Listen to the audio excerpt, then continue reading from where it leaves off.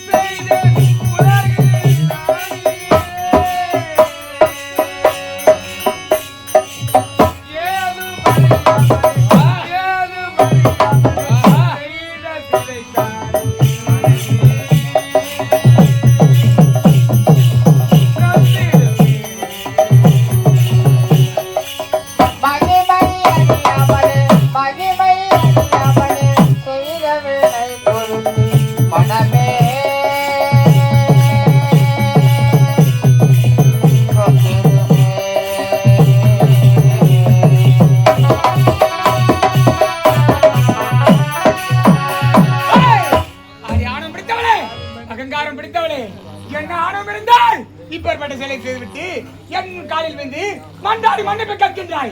நீ என்னதான் என் காலில் வந்து மன்னிப்பு கேட்டாலும் உனக்கு மன்னிப்பு என்பது கிடையாது. அடி அடி பாவி, எப்பேற்பட்ட செயலை செய்திருக்கின்றாய். நீ யார்? சாதாரண பெண். நான் யார்? காணகத்தில் வருகின்ற முனிவர்கள். அப்படி இருக்க ஒரு முனிவனானவர் தவறு செய்து கொண்டிருந்தால் அவருடைய தவத்தை மதித்து ஒரு ஆண்மகனாக இருந்தாலும் கண்டு பயபக்தியோடு வணங்கிவிட்டு செல்வான். ஆனால் நீ ஒரு பெண்ணாக இருந்து கொண்டு இப்படி செயலை செய்திருக்கின்றாய். ஒரு பெண்ணென்றால் எப்படி இருக்க வேண்டும்? அச்சம், நாணம், மடம், பயர்ப்பு என்று சொல்லக்கூடிய நான்கு குணங்களை கொண்டு பண்படுவும் பரிவாடும் நடந்து கொண்டு இருக்க வேண்டும். ஆனால் நீ பெண் என்பதை மறந்து இப்பேற்பட்ட ஆணவமான செயலை செய்திருக்கின்றாய். நான் எதற்காக தவம் இருந்தேன்? என் ஆண்டவன் ஈசனை கோரி எதற்காக தவம் இருந்தேன்? என் அப்படி ஈசனை காண வேண்டும், அரிய பெரிய வரங்களை பெற வேண்டும் என்பதற்காக கடும் தவம் புரிகிற நேரத்தில் அந்த சர்வம் எப்படி இருந்தது? சில நாட்களுக்கு முன்பதாக இருந்து போய் புழுக்கள் வைத்து சீரக வழங்கி கொண்டிருந்தது. அது மட்டும்தான் துர்நாற்றம் வீசிக் கொண்டிருந்தது. அப்பேற்பட்ட சர்வத்தை தவம் செய்து கொண்டிருந்த கயிற்றில் மாலையாக அணிவித்து என் தவத்தை கடத்தி விட்டாய். என் கோபத்திற்கு ஆளாகி விட்டாய். ஆகையால் இப்ப கொரிய சாபம். இந்த பாவி இவ்வளவு கத்திய கதறியா? இந்த பாவிக்கு சாப குடிக்கின்ற ஐயா. பெண் என்றால் பேயும் மனமேறும் என்பர்களே. இந்த பாவி கண்டிப்பா பாவிதான் செய்த தவறு எல்லாம் உணர்ந்து விட்டன ஐயா. பிறகு ஏன் ஐயா இந்த பாவின் மீது நீ என்ன சுதந்திர பிள்ளையாடி அறியாமல் தெரியாமல் செய்ததற்கு நாலு மருந்து நீ ஆணவத்தினை பெறப்பட்ட செயலை செய்திருக்கின்றாய். ஆகையால் உனக்கு கண்டிப்பாக தண்டனை உண்டு. உனக்கு நான் சாபம் கொடுத்த தீர்மானடி. இது என்ன தெரியுமா உனக்கு சாபம்? அந்த சர்வத்தை என்னோட காற்றில் மாலை அணிவித்தாய் அல்லவா? நீ பெண்தானே, உனக்கு தீர்மானம் என்பது நடக்கும் தானே. அப்படி திருமணம் நடக்கும் தருவாயில் ஒரு ஆடவனானவன் உன் கயிற்றில் மாங்கல்யம் சுட்டு வேளையில் மாலையானது அறிவிப்பான் தானே. அப்படி மாலையான அணிவிக்கும் நேரத்தில் 4448 வாய்களில் தலை திறந்தவையாதானே குளித்து பிடிக்க கடவுது.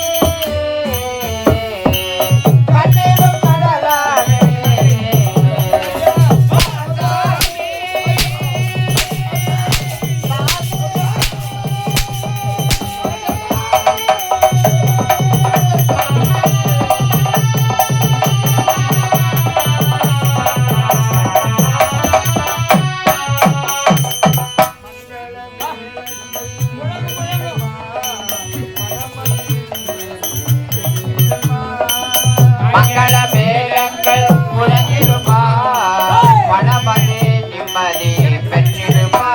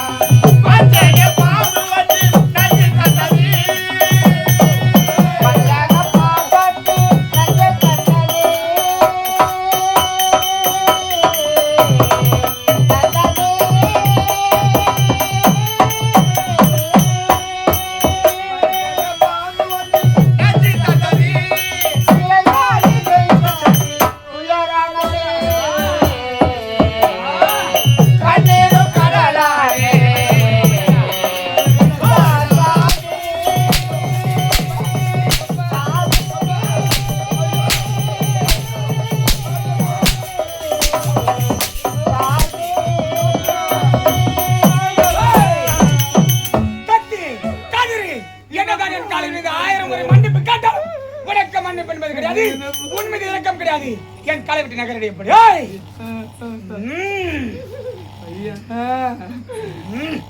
இந்த பாவின தெரியாம தவறு செய்திருக்காங்க.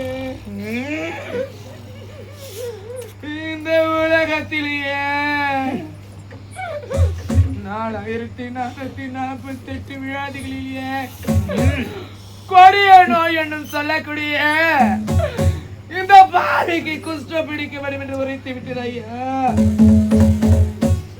இந்த சாபத்தை வைத்துக் கொண்டு இந்த பாவி என்னுடைய தந்தையின் முகத்தில் எப்படி முடிப்பேன்? என்னுடைய பணி பெண்கள் முகத்தில் முடிப்பேன்.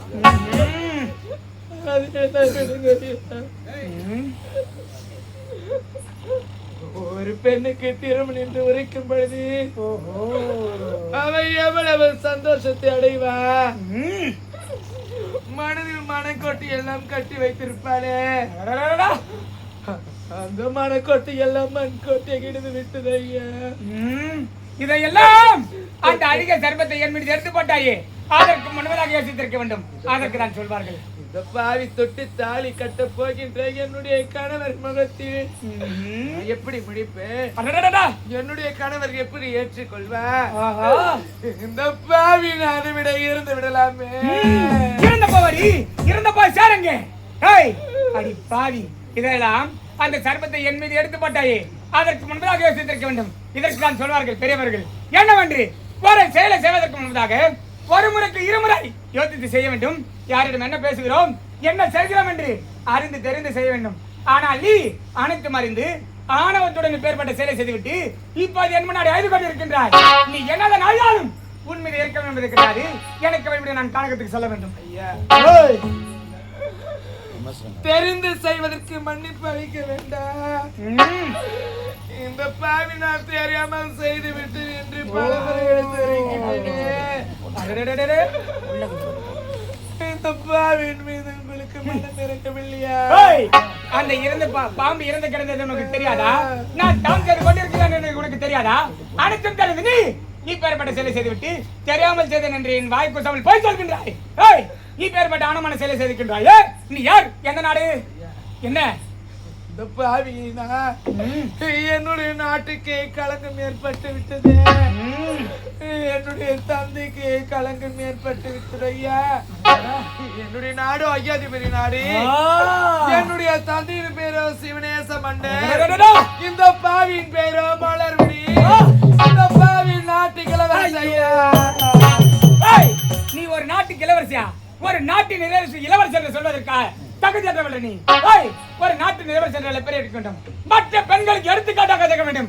பெண் குலத்தின் பொன்விளக்காக, மாதர் குல மணிவிளக்காக தேக்க வேண்டும். ஆனால் நீ செய்யக்கூடாத செயலை செய்துவிட்டு பெண் குலத்திற்கு இழிவு தேடி தந்திருக்கின்றாய். நீ பெண்ணாக பிறந்ததை பெரும் பாவமடி.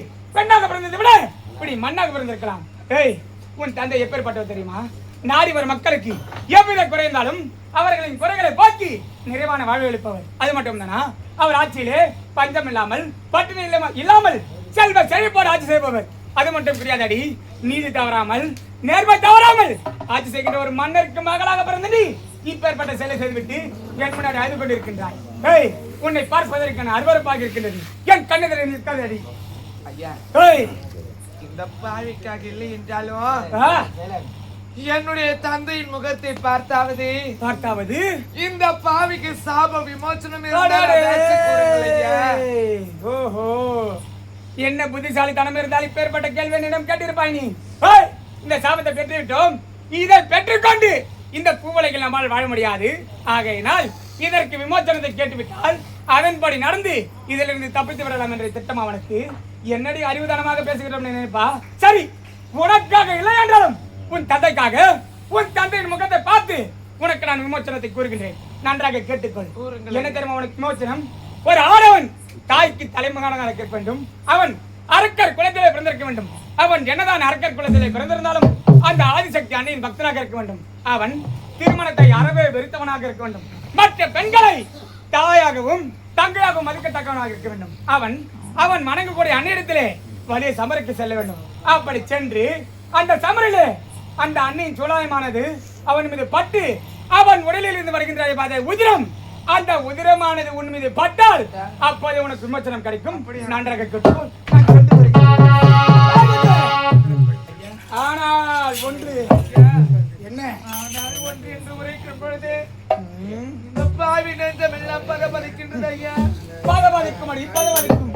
உனக்கு நான் ஆனால் ஒன்று என்று சொன்னது அதற்கு என்ன அர்த்தம் தெரியுமா?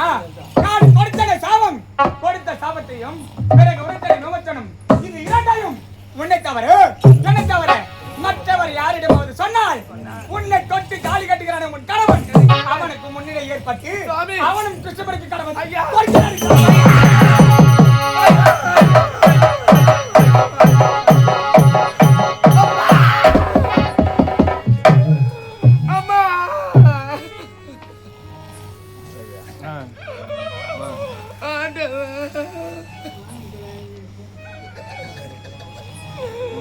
இந்த பாவி நிலைமை பார்த்தீரம்மா, இந்த பாவி நிலைமை பார்த்து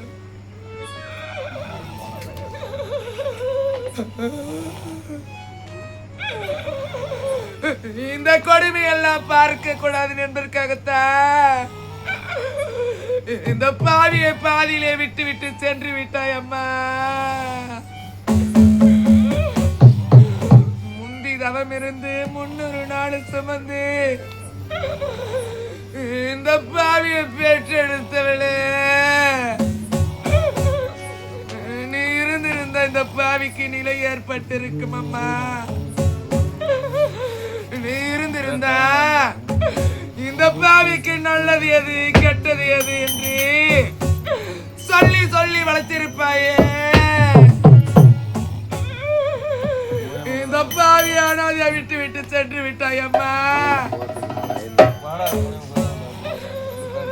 பெற்றோர்கள் இருக்கும் பொழுது ஒரு பிள்ளை அகப்பட்ட அவரோட அருமை தெரியாது என்று உரைப்பார்களே. இந்த பாவிக்கு அந்த கொடுப்பனை இல்லாம போய்விட்டதம்மா. இந்த பாவி நான் பிறக்கும் பொழுது இருந்து விடக்கூடாதா? இந்த பாவி என்னுடைய தாயின் வயிற்றில் கருவாக உருவாகும் பொழுது இந்த பாவி நான் கருவிலே கறந்து விடக்கூடாதம்மா. அம்மா, விளையாட்டே வினையாகும் என்பார்களே, இந்த பாவின் வாழ்க்கையில் விளையாட்டே வினையாக மாறிவிட்டது அம்மா. காத்தடிச்சா நோகு மண்ணி பொத்தி பொத்தி வளர்த்தீங்க. காத்தடிச்சா நோகு மண்ணி பொத்தி பொத்தி வளர்த்தீங்க.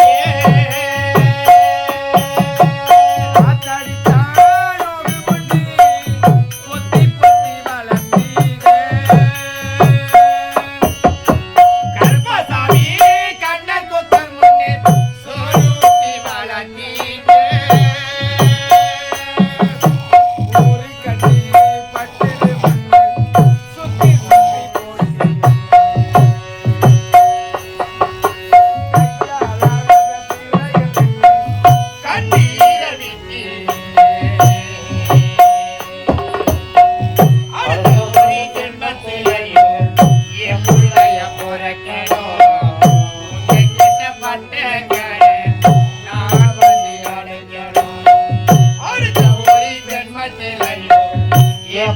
பொறுக்கணும் பட்ட கடனை நான் வந்து அழைக்கணும் காத்தடிச்சா நோய் கொண்டு கொத்தி கொத்தி வளர்த்தீங்க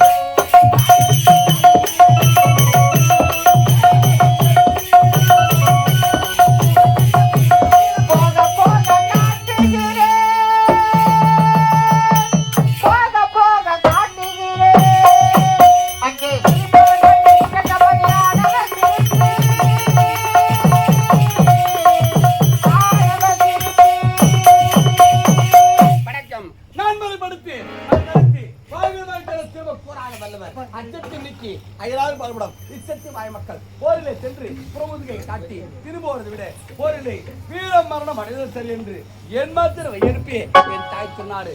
நானும் அயோத்தி நாட்டிலே ஏழ்மையான குடும்பத்தில் பிறந்து ஞானமணி என்ற பெயரோடு போட்டு வந்திருக்கேன். நானும் பிறவியிலே குருடனாக பிறந்தேன். கங்கை அம்மன் அருளால என் கண் பார்வை கிடைத்தது. ஒற்றாமை குளத்தில் சென்றேன், நீராடினேன், கண் பார்வை கிடைத்தது. அன்றே முடிவு செய்தேன், அம்மா கங்கை அம்மா தாயே, உன்னோட அருளால எனக்கு கண் பார்வை கிடைத்தது. அதனால என் கண் முன்னே எங்கு தவறு நடந்தாலும் தட்டி கேட்க வேண்டும். எங்கெல்லாம் கொடுமையை நடக்கிறதோ அங்கெல்லாம் போய் முதல்ல நின்று கொடுமையை தடுக்கணும். அப்படியே முடிவு செய்தேன். இன்று வரை எங்கு தவறு நடந்தாலும் தட்டி கேட்பதே முதல் வேலை இருக்கும்போது நாடாள உருவம் செல்ல வேண்டும். நாட்டு மக்கள் குறைக்க வேண்டும். அம்மா தாய்மாரே,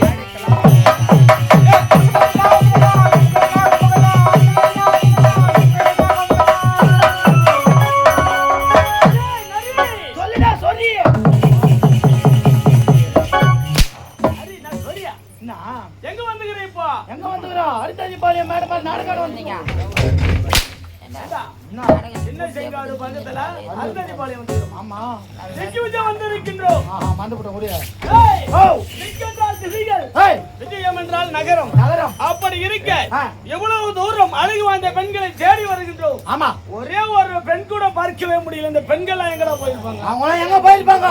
அவங்க ஏரி வேலைக்கு போயிருப்பாங்க. ஏரி வேலைக்கா? அவங்க சரிங்க. அங்க போய் என்ன வேலை செய்யறாங்க? அவங்க என்ன வேலை செய்யறாங்க? ஏரி வேலையில போய் மாட்டுக்கு பிள்ளை இருக்கிறவங்க பிள்ளை இருக்கிறாங்க, பேடு பாக்குறவங்க பேடு பாக்குறாங்க, ஊரம் போட்டு கட்டி பேசுறாங்க, ஊரம் போட்டு கட்டி பேசுறாங்க. எப்படிடா? ஆமாங்க, இவன் அவனை வச்சுக்கிறாளாண்டிய, அவன் இவனை வச்சுக்கிறாளாண்டிய.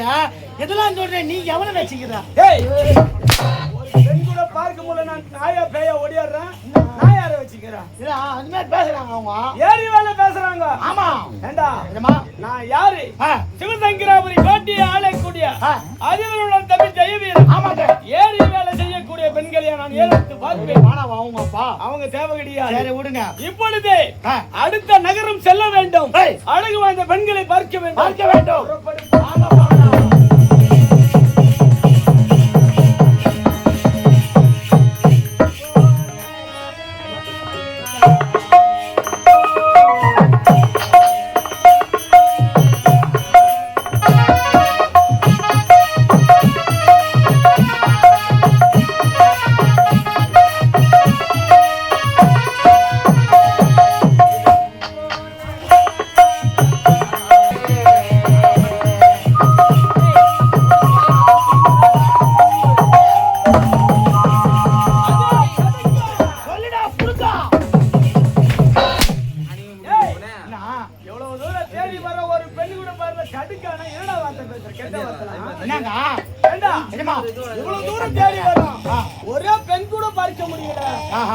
எஜமா அவங்க எல்லாம் ஏங்க நீங்க தேடி வரீங்களா?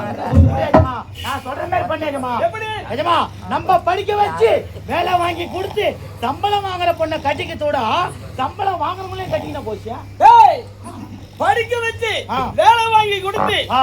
அதன் பிறகு சம்பளம் வாங்குறவங்களை விட ஆ, நேரா சம்பளம் வாங்கல கல்யாணம் பண்ணிக்கலாம். ஆமா அப்படி சம்பளம் வாங்குறவங்க யாரு? முஜாரி பென்ஷன் வாங்குறாங்க. யாரு வாங்குவாங்க? வயசாகி போன பாடி தானே வாங்குவாங்க. ஜென்மத்துக்கு சொல்றீங்க, அதான் யாரும் பாய், வாங்க மாட்டாங்க. சமாசாரமா தெரியாதா பாய் உனக்கு? என்ன? இவங்க அவங்கள கட்டிக்கினா தாங்க எந்த ஒரு தொந்தரவும் கிடையாது.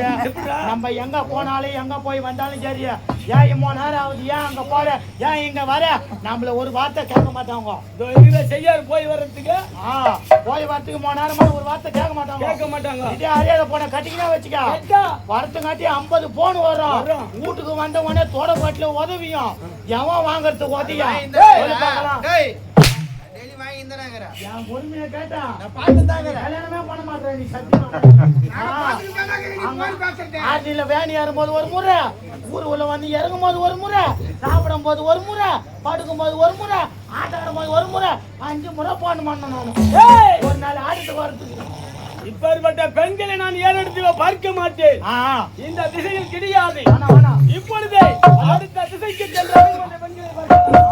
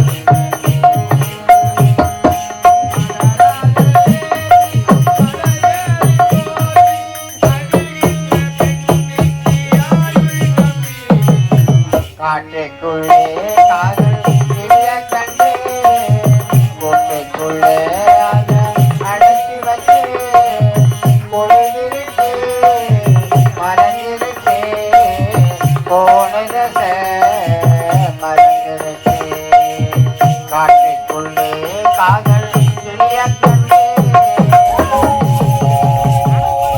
நீங்கள் பார்த்து கொண்டிருப்பது உங்கள் செய்யாறு பையன் யூடியூப் சேனல். லைக் பண்ணுங்கள், ஷேர் பண்ணுங்கள், மறக்காமல் சப்ஸ்கிரைப் பண்ணுங்கள்.